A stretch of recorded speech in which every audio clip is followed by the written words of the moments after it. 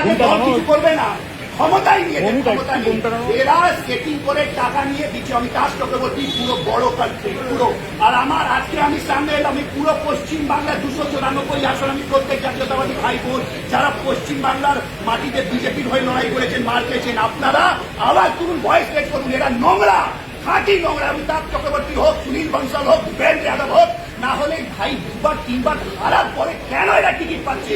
অন্য কোনো কার্যকর্তা নেই নাকি? আমরা কি শিক্ষায় খারাপ, কি আমরা দেখতে খারাপ? আমাদের দিলীপ সিং 4 বছর 7 মাস পা পর্যন্ত রাখিনি, আর যেদিন রেখেছে নভেম্বর মাসে বললো কি কারোর ক্ষমতা নিয়ে টাকা নিয়ে টিকিট নিয়ে নিল, পুলিশ একদম বলেছিল, আর দিলীপ টাকা নিয়ে নিল। অমিতাভ চক্রবর্তী, শ্রমিক ভট্টাচার্য আর সুনীল বংশাল, ভূপেন্দ্র যাদব এরা সব কোনো না কোনো জায়গায় সেটিং করে রেখেছে। দল কেন ছাড়বো? কারো বাবার দল নাকি?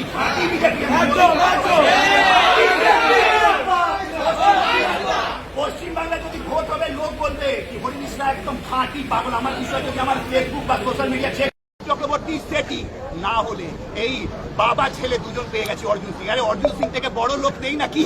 সঞ্জয় সিং বালিতে পেয়ে গেছে। আপনারা দেখছেন M12 বাংলা। বাংলা নির্বাচনের জন্য প্রার্থী তালিকা ঘোষণা হয়ে গেছে। প্রার্থী তালিকা ঘোষণার পর থেকে গোষ্ঠী কন্দল কিন্তু থাকছে না। বিশেষ করে বিজেপিতে টিকিটকে কেন্দ্র করে বিভিন্ন জায়গায় কিন্তু গোষ্ঠী কন্দল দেখা দিচ্ছে। এবং শুধু তাই নয়, কলকাতার অফিসে এসে রোজ কোথাও না কোথা থেকে এসে কর্মীরা কিন্তু তাদের প্রার্থীকে নিয়ে তাদের যে অসন্তোষ সেটা কিন্তু তারা প্রতিবাদ করছেন, যা সামলাতে স্বয়ং সবিন ভট্টাচার্যকে, লকেট চ্যাটার্জিকে আসতে হচ্ছে।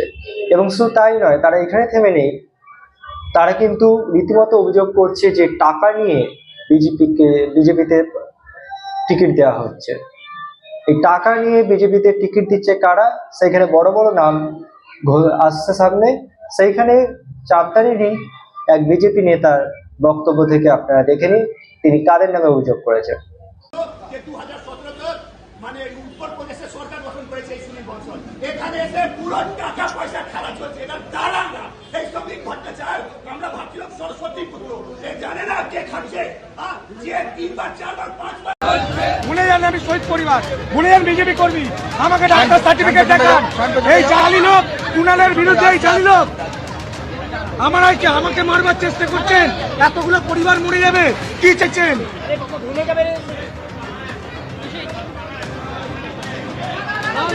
একদম না, একদম না দিদি,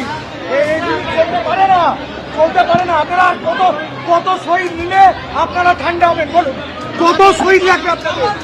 এই জালিয়াতি কতদিন চলবে? 10টা অভিযোগ সরকার তৈরি করবেন, এই তৈরি হচ্ছে আপনাদের, এই করে জিতবে পার্টি। আপনারা যদি কর্মীদের সমর্থন না করতে পারেন, তাদের সারা পশ্চিমবঙ্গের পিছনে কি করে থাকবে? মানুষের পেছনে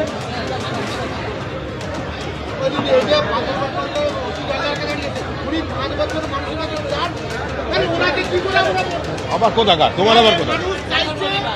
একবার তো বলে দিলাম, বুঝে নেবেন।